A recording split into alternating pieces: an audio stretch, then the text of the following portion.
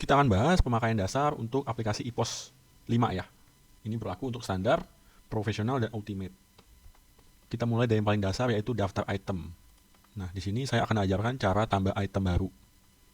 Pertama, masuk daftar item, klik tombol item baru di sini. Nah, di sini ada formulir untuk isi data baru ya. Isikan kode item. Kode item diisi dengan angka dan jangan dengan huruf ya.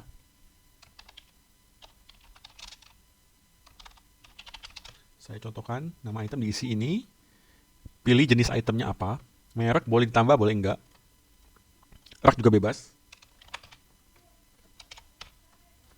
Oke, lalu kita isi harganya di sini, bagian satuan harga jual. Di sini ada beberapa pilihan, ada satu harga, berdasarkan satuan, berdasarkan level harga, berdasarkan jumlah. Saya jelaskan dulu, satu harga ini artinya satu barang ini cuma dijual dengan satu macam harga, nggak ada harga lain. Berdasarkan satuan artinya misalnya barang ini dijual piece, box, per pack, dan per kardus atau gimana. Tuh. Jadi harganya bisa beda-beda berdasarkan satuan. Berdasarkan level harga ini artinya kalian jual ke pelanggan yang berbeda level. Misalnya kalian ada sistem membership di mana member gold harganya bisa lebih murah daripada harga member biasa gitu. Sedang berdasarkan jumlah ini lebih ke harga grosir. Misalnya beli 3 akan lebih murah daripada beli 1 dan seterusnya.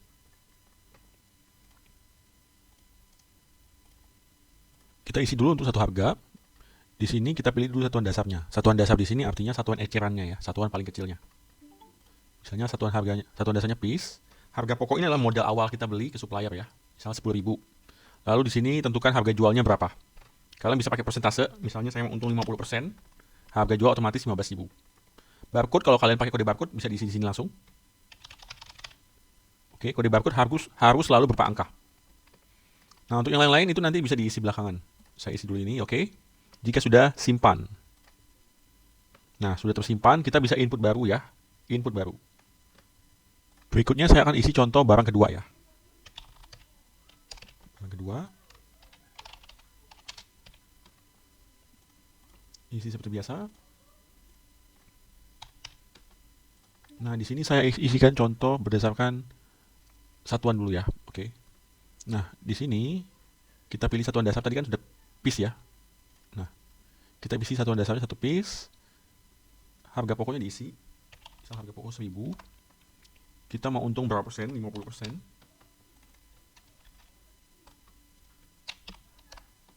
Ya, jadi harga jual 1.500. Oke.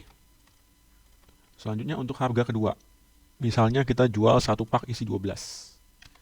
Ya, konversi ini artinya satu pak itu isi berapa piece gitu ya. Lalu isi harga pokok satu pak berapa. Nah, gitu ya. Lanjut, kalau seandainya dijual satu dus.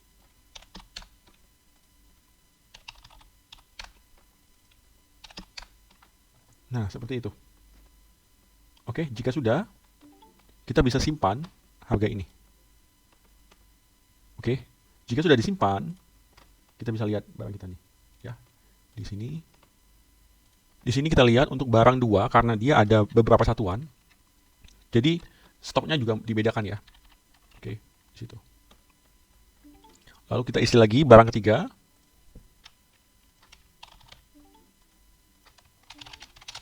Barang 3. Saya pilih berdasarkan jumlah ya. Nah, di sini. Pertama, tentukan dulu satuan dasarnya, kita pilih piece. Harga dasarnya 2.000. Saya mau untung 100%. Oke. Oh, maaf di sini. Harga pokoknya 2.000, jumlah 1 adalah minimal pembelian ke 1. Jadi batas minimal pertama ya. Misalnya kalau dia beli 3. Lalu kalau dia beli 5. Lalu dia beli 10. Lalu dia beli 20. Tuh. Nah, di sini ada prok 1, 2, 3, 4. Harga jual 1, 2, 3, 4. Ini artinya apa? Ini artinya prok ini adalah margin keuntungan kita mau ambil berapa persen. Isi 50, harga jual 1 otomatis terisi ya, 3.000. Seperti itu aja, isinya gampang. Tuh. Harga jual akan otomatis muncul sesuai dengan persentase yang kita inginkan.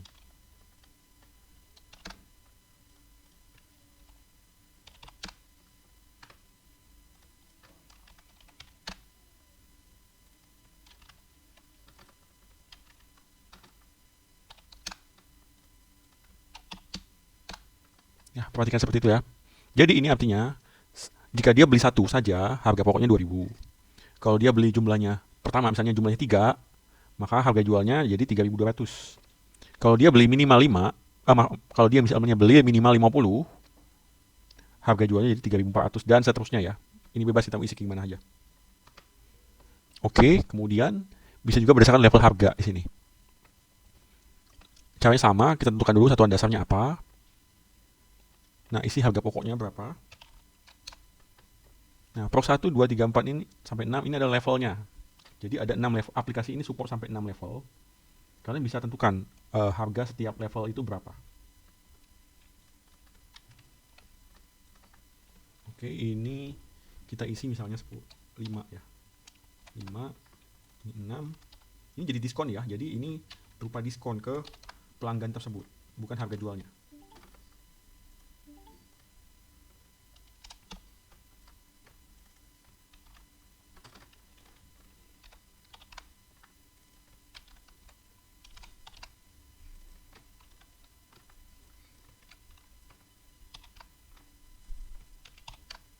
Oke. Nah, di sini ya artinya pelanggan level 1 dia dapat harga jual level 1.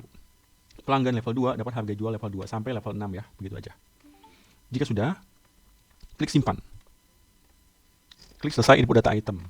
Sekarang kita lihat. Ini ya hasil input kita.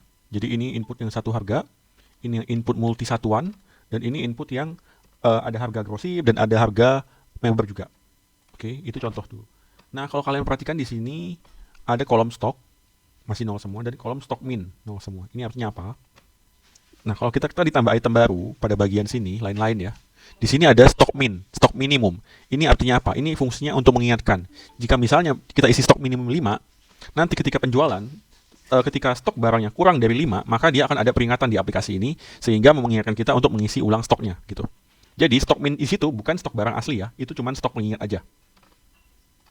Selain stok min kan ada stok di sini. Ini gimana isinya? Nah, perhatikan ya pada video ini. Pada aplikasi EPOS, stok diisi terpisah daripada data barang.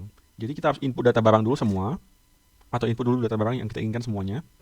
Baru pada saat stok kita isi di bagian menu persediaan di saldo awal item. Ini fungsinya untuk mengisi stok di awal barang. Jadi ketika input barang pertama kali isi stoknya di sini. Kita pilih ya. Nah, isi stoknya di sini ya. Sesuai dengan apa yang ada di gudang kalian.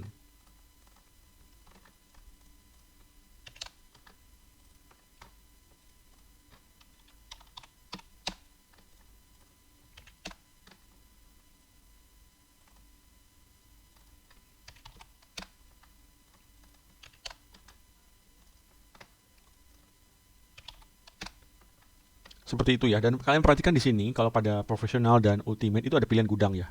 Jadi jangan salah pilih. UTM ini artinya stok di toko. SMR ini stok di gudangnya lagi. Oke, gitu aja. Kalau semua sudah diisi stoknya, perhatikan harus diklik simpan di sini agar stoknya tersimpan. Setelah muncul berhasil disimpan, baru kita cek pada master data, daftar item. Nah, di sini stoknya baru bertambah ya. Tuh. Kenapa di sini 5.200? Tadi karena kita input stoknya ada yang dalam bentuk pack, ada yang bentuknya dus. Itu diakumulasikan ke piece sini ya, ke satuan dasar. Tenang saja, ini sudah benar hitungannya. Jadi ketika ada penjualan dalam bentuk pack atau dus, dia langsung otomatis berkurang. Oke, itu baru satu. Kemudian gimana caranya kalau kita mau menambahkan banyak barang sekaligus, sehingga nggak perlu input satu-satu. Nah, di sini fungsinya aplikasi EPOS ini ada fitur untuk import dari Excel. Ini ya, import data item dari Excel. Tuh. Kalau kalian beli toko kami sudah sediakan Excel yang isinya sekitar puluhan ribu data barang. Yang tinggal kalian import saja kalau seandainya data barangnya sesuai dengan jualan kalian. Atau kalian bisa isi sendiri Excelnya sesuai dengan data barang kalian. Ini saya sudah isikan sebagian Excelnya di sini.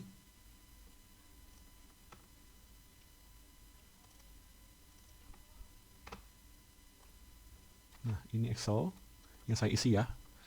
Ini format yang wajib kalian isi. Jangan pakai Excel lain, harus pakai format yang dikasih ya. Perhatikan di sini ada kode item, barcode, nama item, dan lain-lain. Ini contoh pengisiannya ya. Pokoknya dari kode gudang kantor sampai kode item ini semua wajib diisi sampai ke bawah. Kalau yang lain boleh nggak diisi, tapi kalau yang dari sini sampai sini harus diisi semua wajib.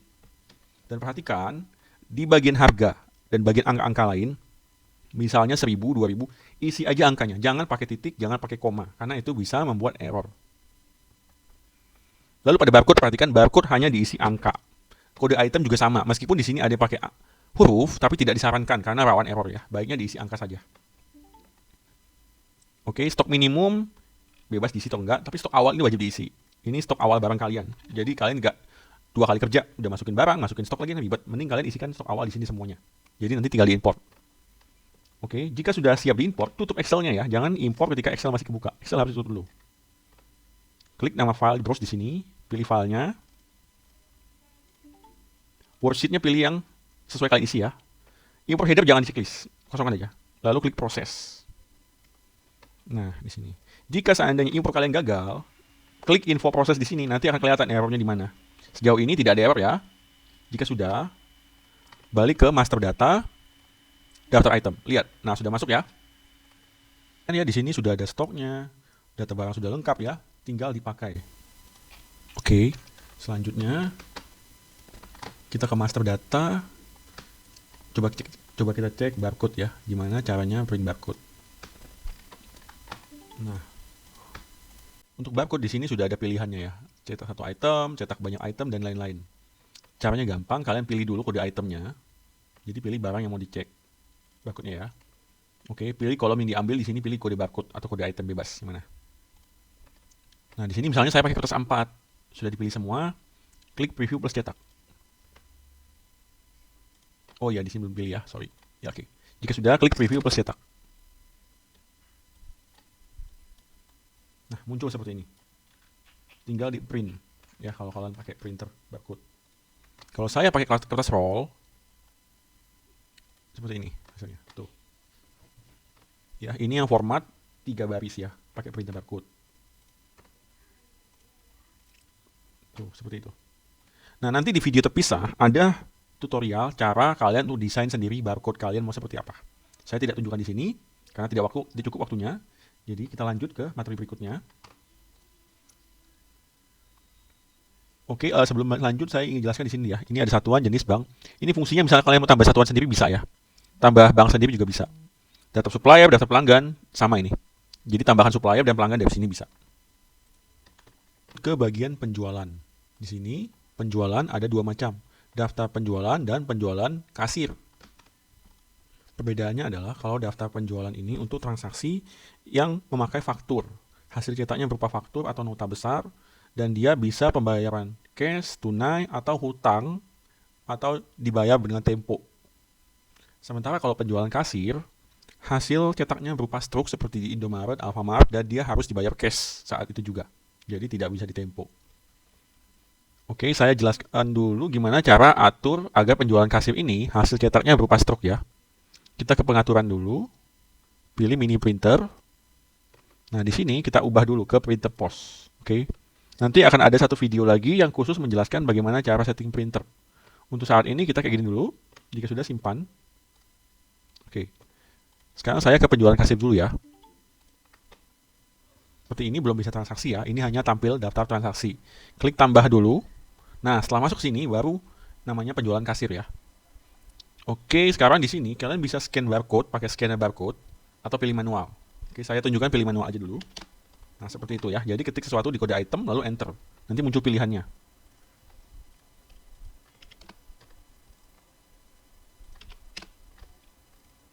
Oke, di sini kalian bisa pilih, jumlahnya bisa kalian ubah, ya, sesuai kebutuhan.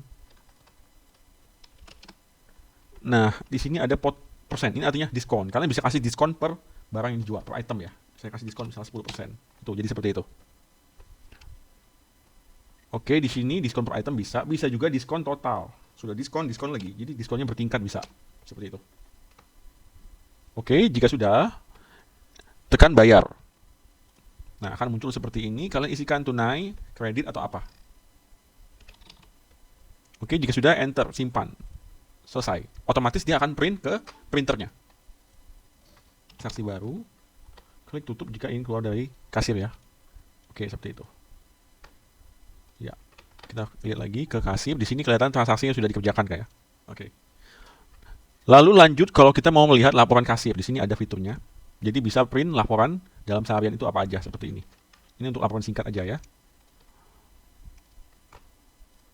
Penjualan, daftar penjualan. Nah, seperti tadi kita tambah dulu untuk bikin transaksi. Nah, bedanya dari kasir, kalau kasir kita bisa langsung transaksi. Kalau di daftar penjualan kita mesti pilih pelanggan dulu. Lalu pilih item yang mau dijual. Oke, jika sudah, kita bisa tentukan jatuh temponya di sini. Seandainya dia tidak bayar langsung lunas, kita tentukan jatuh temponya. Di sini ada keterangan berapa hari. Kemudian bisa tentukan di sini ada DP. DP-nya berapa. Dan lain-lain ya. Jika sudah, klik bayar. Lalu pilih simpan. Di sini nggak usah diisi lagi ya, karena udah diisi sebelumnya. Simpan. Nah, seperti itu. Kita bisa klik cetak. Akan muncul pilihan yang bisa kita pilih. Saya contohkan satu faktur jual. Nah, hasilnya seperti itu ya. Jadi bentuknya nota besar. Bisa juga label alamat kirim. Nah, seperti itu. Ada surat jalan juga. Lengkap ya. Oke, lanjut ke halaman penjualan. Di sini ada pesanan penjualan. Fungsi untuk mencatatkan order yang dipesan ke kita. Jadi bedanya dengan yang tadi kan ada penjualan, kasir, daftar penjualan. Dua ini ketika terjadi transaksi dia langsung potong stok otomatis. Kalau pesanan penjualan enggak, dia cuma mencatatkan saja.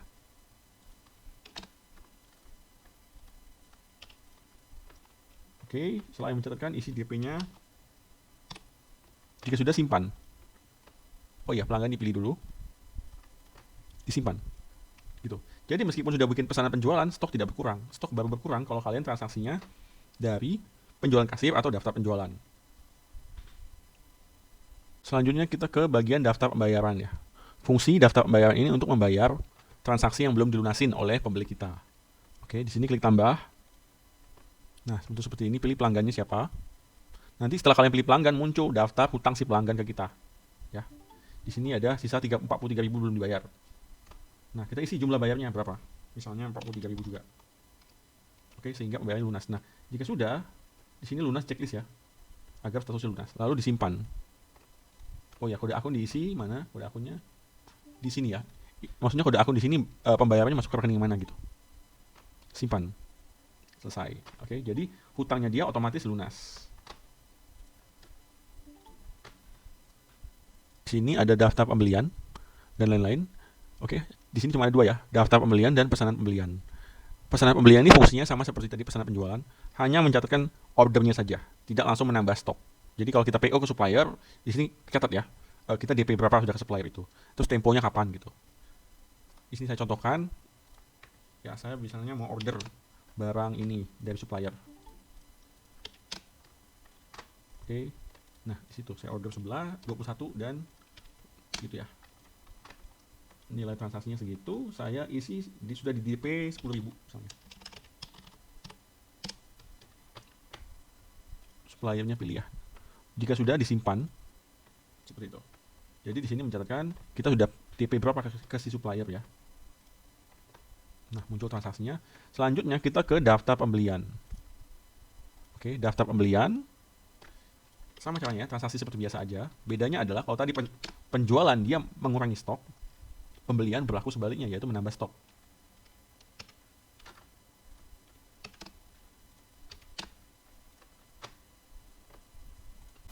Pembelian ini kita juga bisa bayarnya sekaligus langsung lunas atau bayarnya belakangan. DP dulu ya, istilahnya. Jika sudah, pilih supplier. Nah, kemudian daftar pembayaran yaitu untuk kita bayar ke supplier ya. Tambah, pilih supplier siapa. Nah, muncul hutang kita ke supplier ya. Pilih kode akun artinya bayar dari bank yang mana. Jika sudah, isi jumlah bayarnya. Lalu simpan, maka hutang kita lunas. Perhatikan di sini, di daftar item. Nah, barang yang tadi kita beli sudah bertambah ya stoknya. Jadi 111 ya. Oke, lanjut. Nah, di sini persediaan tadi kan kita pakai buat input stok awal item. Stok barang di awal. Nah, persediaan ini juga punya fitur lain, yaitu fungsi lain. untuk manajemen stok gudang. Jadi kalau kalian yang cari software yang ada kasir dan sekaligus manajemen stok gudangnya, ini bisa EPOS ini. Atau kalau kalian cuma mau pakai fitur gudangnya aja juga bisa di menu persediaan ini. Jadi sudah lengkap ya. Di sini ada daftar item masuk, item keluar, saldo awal item, dan lain-lain. Kita ke item masuk dulu. Fungsinya untuk menambah stok.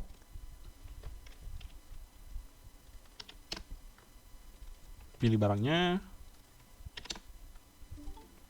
Ya, jika sudah, isikan jumlah masuknya berapa.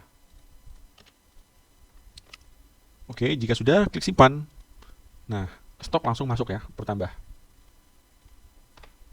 Kemudian item keluar juga sama, langsung stoknya keluar.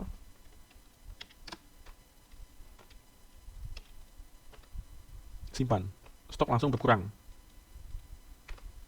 Ya. Nah, ada satu fitur penting di sini, itu stok opname. Fungsinya adalah untuk melakukan opname stok di kita. Penyesuaian stok.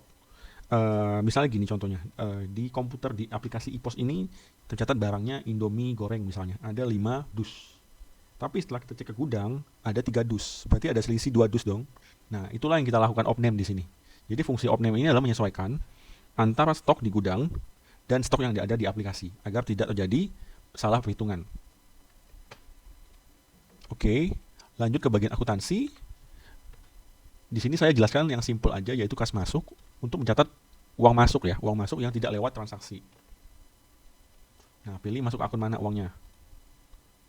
Jumlahnya berapa? Ya. Nah, ini masuk di akun mana? Jadi ini kan masuk uang 100.000 ke BCA. Diambil dari mana? Dari kas kecil. Ya. Ini untuk pengeluaran dana katanya. Lalu jika sudah, isi totalnya 100.000. Nah, jadi jumlah di sini 100.000 harus match dengan yang di sini. Jika sudah, simpan. Selesai. Itu untuk kas masuk ya. Kemudian kas keluar ya kebalikannya, yaitu untuk mengeluarkan uang. Misalnya ambil dari BCA, jumlahnya 10.000. Nah, ini pengeluarannya untuk apa? Misalnya untuk pembayaran tanah. Ya. Oke, lalu isikan di sini 10.000. Jika sudah, simpan. Ya, itu aja. Lalu terakhir ini kas transfer, yaitu fungsinya cuma untuk memindahkan misalnya dari BCA ke kas kecil, BCA ke BRI, gitu ya, untuk memindahkan dana aja. Kemudian bagian laporan, nah ini penting.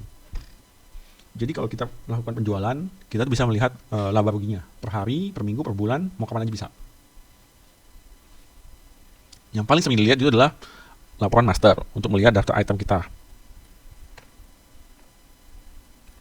Ya. Oke, klik cetak lah gini. Jadi kelihatan semua barang ya, tuh. Oke.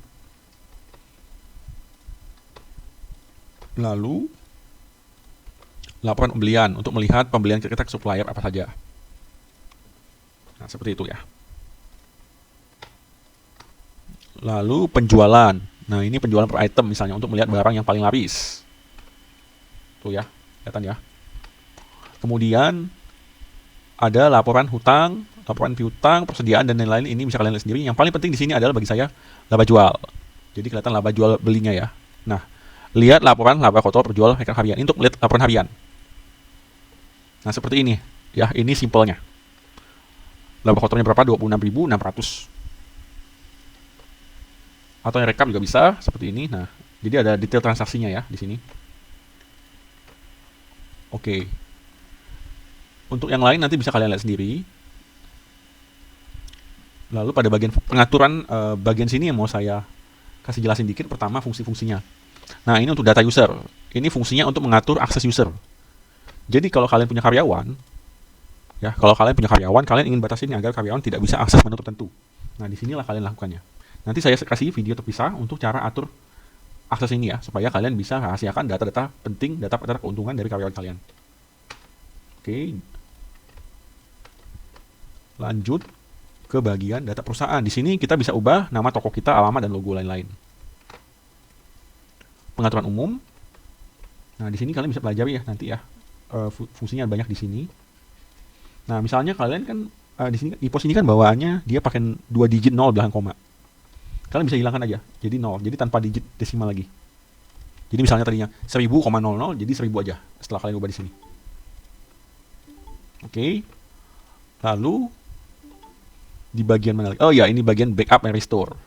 Jadi ketika kalian maka aplikasi kan kadang komputer terusak. Nah, makanya ada fitur backup dan restore. Backup ini maksudnya untuk memindahkan data, backup dulu datanya ke lokasi yang aman di komputer. Ya. Ini saya backup ke sini. Save. Nah, proses. Nanti file hasil backup itu yang kalian pindahkan ke tempat yang aman, misalnya ke Google Drive dan lain-lain. Sehingga nanti seandainya komputernya rusak tetap bisa diakses ya. Restore kebalikannya dari backup, yaitu untuk membalikan data yang udah kalian backup. Jadi tadi file backupnya kalian pilih di sini. Nah, nanti tinggal kalian backup itu aja. Di sini ada fitur auto backup ya. Nah, fitur ini sangat bermanfaat. Jadi kan kita nggak mungkin backup manual setiap hari. Jadi ada fitur ini, aplikasi akan otomatis backup setiap harinya ke lokasi yang sudah kita tentukan di sini. Nanti tugas kita tinggal memindahkan dari lokasi tersebut ke Google Drive atau flash disk yang aman ya.